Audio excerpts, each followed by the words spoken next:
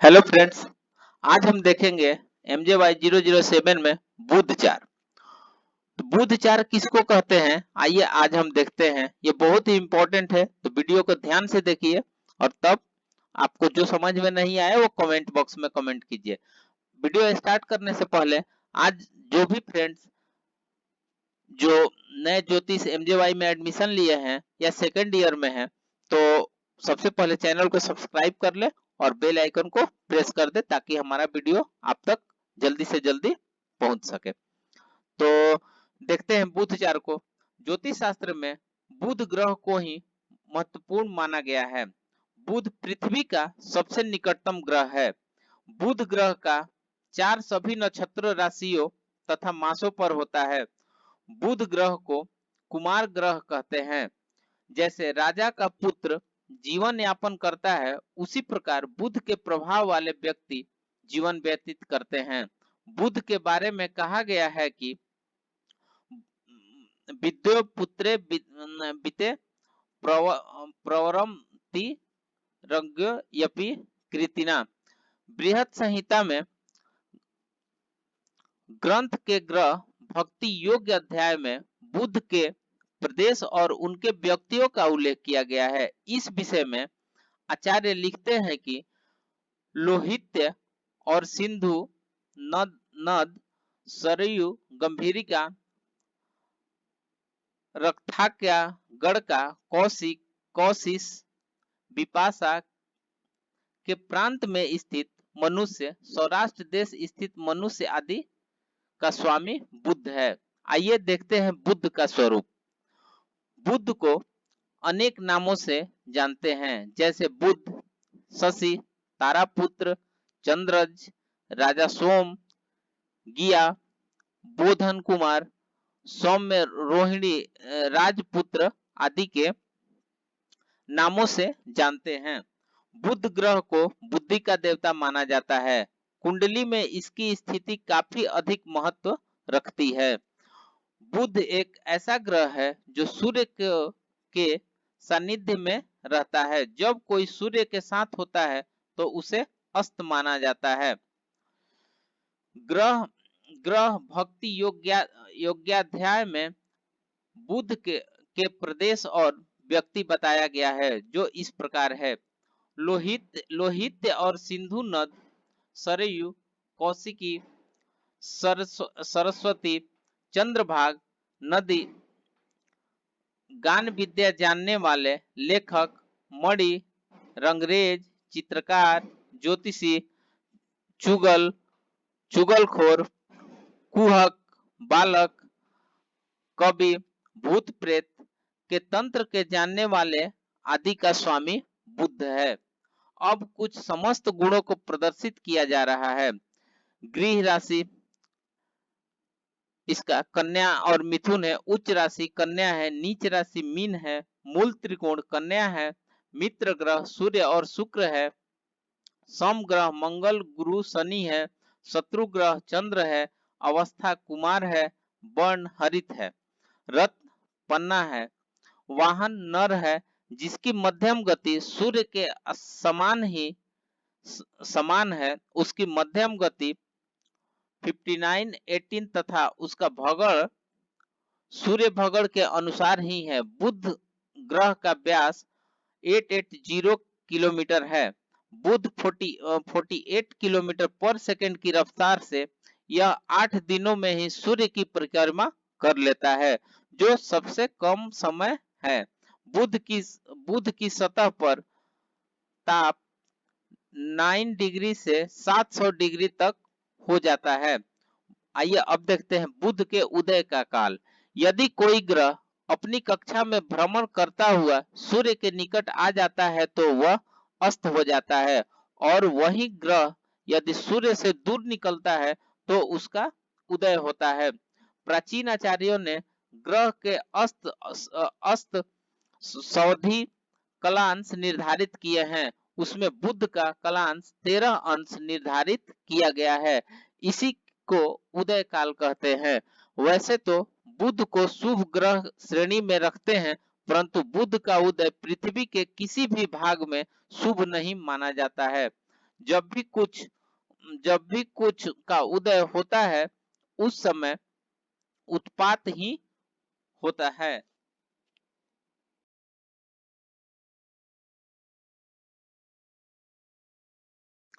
बृहद संहिता के प्रमाणिक श्लोकों के माध्यम से आपके समक्ष बुद्ध का उदय काल लिखा जा रहा है।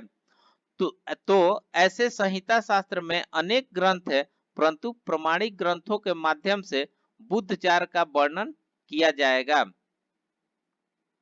यहाँ पर आप पांच प्रकार के उत्पातों को जाना है। पहला जल कृभदय, अग्नि कृभदय, वायु कृभदय, धन धनार्ध क्षय, धनार्ध धनार्ध वृद्धि।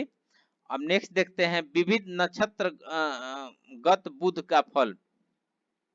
इसमें बुधचार बस अप अश्वनी, शतभिष मूल, रेवती, पूर्वा फाल्गुनी, पूर्वाषाढ़ा, पूर्वा भाद्रपद नक्षत्र में बुध का क्या क्या फल हो सकता है। इसमें फिर अगला देखते हैं हस्तादि नक्षत्रगत बुध का फल।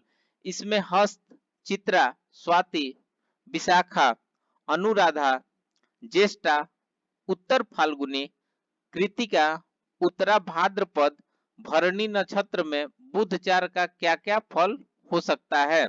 इसी प्रकार उत्तरा फाल्गुनी, कृतिका, उत्तरा भाद्रपदा या भरणी नक्षत्र को बुध भेद करता है तो प्राणियों के धातुओं का नाश करता है। नेक्स्ट देखते हैं श्रवण आदि नक्षत्रगत बुध का फल। श्रवण, घनिष्ठा, रोहिणी, मृगशिरा, उत्तराषाढ़, आद्रा से मघा तक के 5 नक्षत्रों में बुध के 4 वर्ष क्या फल हो सकता है।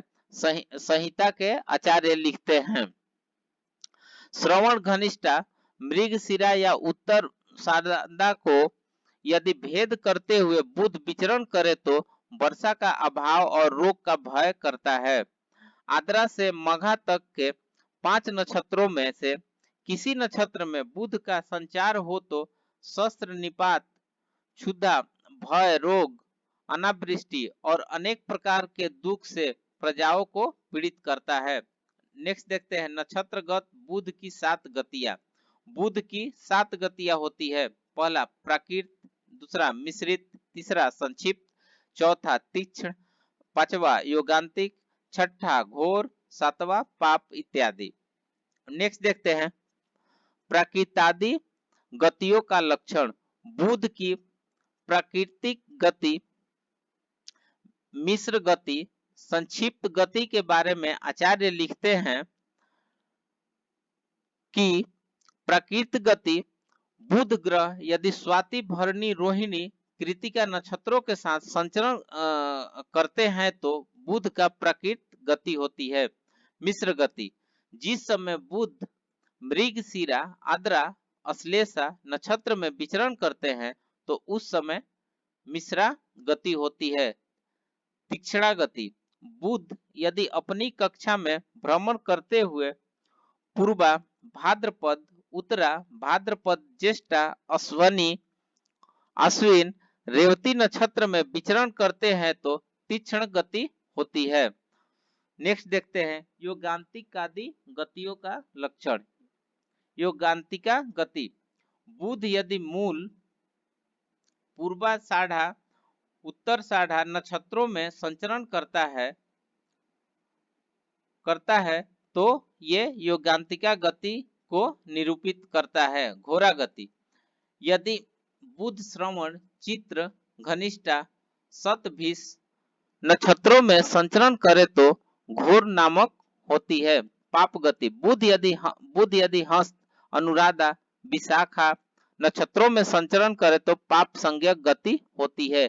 इस प्रकार की बुध की 7 गतियां होती है। सूर्य से 13 अंश के अंतर पर बुध होता है तो अस्त हो जाता है और 13 अंश से अधिक दूरी होने पर उदय प्राप्त हो जाता है।